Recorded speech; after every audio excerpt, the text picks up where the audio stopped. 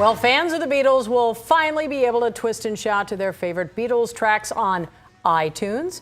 Tonight, arguably the world's most iconic rock band has gone digital. It has been a long and winding road for followers of the Beatles to finally get them all in there. on iTunes. There was one, Cary, album on there. It was like over $100, like $140 or $120, something like that. Yeah, I haven't shopped it yet. You haven't? Chuck is looking, though. Can you go? I went there first thing this morning. Already, boy, you know, the Beatles did lead the charge in that rock and roll revolution. See, it keeps going there. See what I did? But they have been so yesterday. Got it? For every technical revolution since. To the band and their heirs, it's always been about the sound.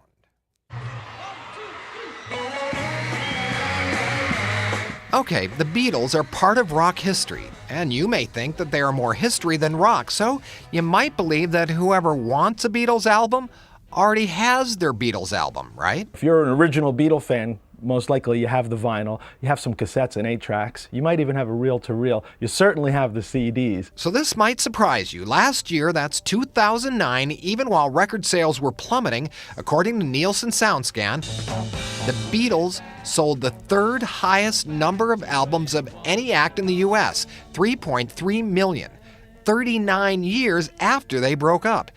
Yesterday, apparently they are not. No surprise to Chris Carter, whose Breakfast with the Beatles show is not only on KLOS, but on Sirius Satellite Radio with some 25 million subscribers. Our show, Breakfast with the Beatles, I'll get, we'll open the request lines, and I'll get a 9-year-old, a 15-year-old, a 13-year-old, honestly wanting to hear this song, really into it.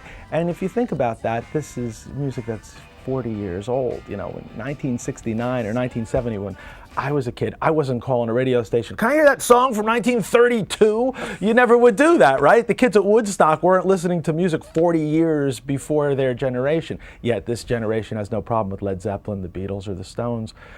Black Sabbath is still real hot with 13-year-olds. Which explains why Apple iTunes never stopped wooing Apple Corps Limited, the Beatles corporate entity, and EMI.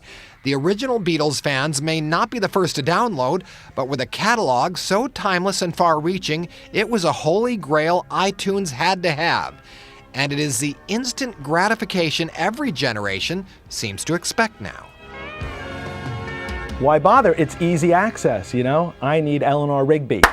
Boom, I can have Eleanor Rigby by the time we're done with this lengthy interview. Within a minute, you've got it.